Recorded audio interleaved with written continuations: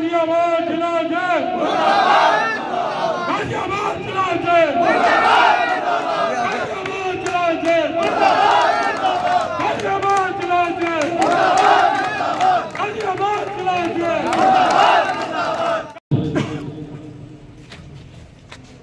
इस समय जो गाजियाबाद के जिला जज हैं, उन्होंने मैनपुरी में भी लॉ एंड ऑर्डर को डिस्टर्ब करने की कोशिश की थी।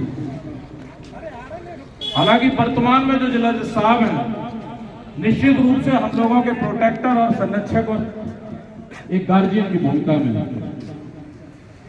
मैंने वर्तमान जिला जज साहब से ये पूरा प्रकरण डिस्कस किया तो रिजल्ट ये आया, उन्होंने जो वर्तमान जिला जज साहब मैनपुरी हैं, उनका ये कहना था कि गाजियाबाद के वकीलों और डाइस के बीच में थोड़ी दूरी ज्यादा थी, नहीं तो हिसाब तो वही हो ही गया था पूरा।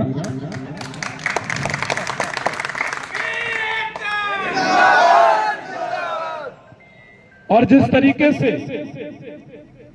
गाजियाबाद की पुलिस ने एक्ट किया है, आप लोगों ने शायद मैनपुरी का वीडियो देखा होगा। मैनपुरी के वर्तमान में एक पुलिस क्षेत्राधिकारी के रूप में तैनात एक ऐसी अधिकारी की फिर से यहाँ प्रशंसा करना चाहूंगा। नाम नहीं लूंगा क्योंकि मैं यादव हूं और उन पे गाज गिर जाए, ऐसा मैं नहीं चाहता। एक ऐसे पुलिस क्षेत्राधिकारी, जब मैनपुरी में यही जिला जज हुआ करता था तो उसका ये आदेश था कि मैनपुरी के वकीलों पर लाठीचार्ज करने का काम करे। और वर्तमान में मैनपुरी जनपद में तैनात पुलिस क्षेत्राधिकारी के रूप में उस अधिकारी की पुनः प्रशंसा करना चाहूंगा। और उन्होंने इसी जिला जज को मैनपुरी में यह आदेश दिया था कि जज साहब एक डंडा तुम ले लो और एक और किसी पुलिस अधिकारी को दिलवा दो, मैं वकीलों के खिलाफ किसी भी तरीके से लाठीचार्ज करने का काम नहीं करूंगा। और चूंकि वही जिला जज ने गाजियाबाद में जाके पूरे के पूरे लॉ एंड ऑर्डर को डिस्टर्ब करने का काम किया है, आप बताइए जितने भी विद्वान अधिवक्ता बैठे हैं, क्या हम लोग ऑफिसर ऑफ द कोर्ट नहीं है?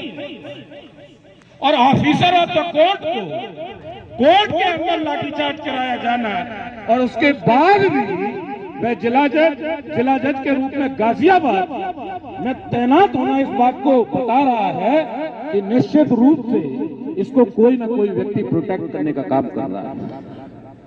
मैंने आज एक वीडियो अपना शेयर किया था और उस वीडियो में मैंने डायरेक्टली इस बात को बताया था कि पेरेंटल बॉडी ने संज्ञान लिया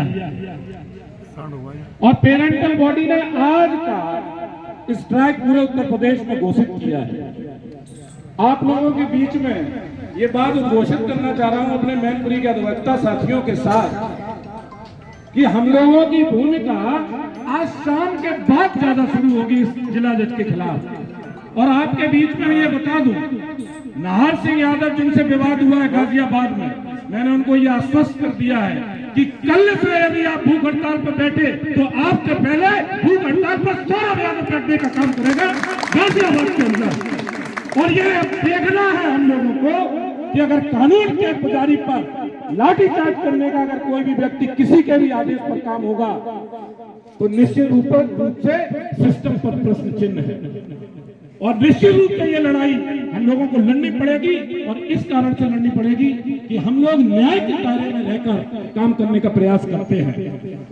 और अगर आपने हमारे ऊपर लाठी भांगने का काम किया है तो लाठियां क्या हम लोगों की कमजोर है?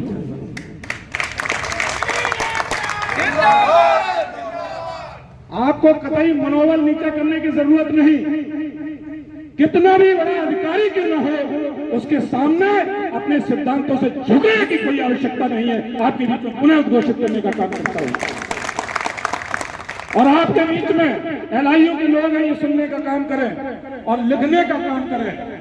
सबसे ज्यादा रिश्वती अगर कोई जिला जज पूरे के पूरे मेरी वकालत में या 25 साल में आया तो यही जिला जज है जिसने कोई भी काम बिना रिश्वत के इस मैनपुरी में नहीं किया। और ऐसे रिश्वती पर उसके आदेश को मानकर और हमारे न्याय के पुजारियों पर लाठीचार्ज करने का काम जिन पुलिस अधिकारियों ने किया है, इतिहास गवाह है इस बात का कि गलत आदेशों को मानकर जितने पुलिस वालों ने लाठीचार्ज करने का काम किया है, या तो वो सलाखों के अंदर गए हैं या अपनी अपनी नौकरी छोड़ने का काम किया है।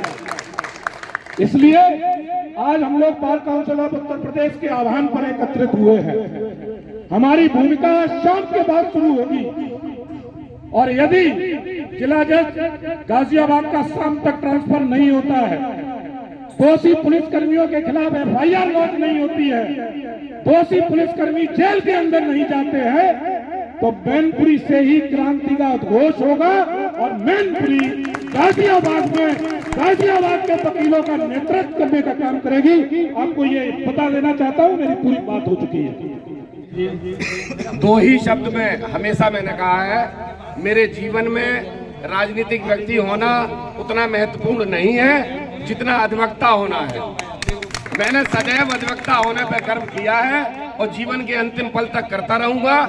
एक अधिवक्ता के रूप में आपके साथ सदैव रहा हूं, अभी भी हूं और सदैव रहूंगा, इस वादे के साथ कि आपके निर्णय में, आपके किसी भी तरह के संघर्ष में आपका भाई एडवोकेट किशन दुबे आपके साथ है और रहेगा।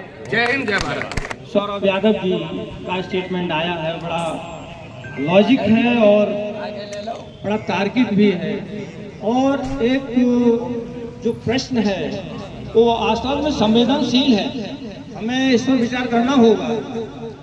दिनांक 29/10/2024 को जो गाजियाबाद में घटना हुई है अधिवक्ताओं के साथ, निश्चित रूप से वो निंदनीय है।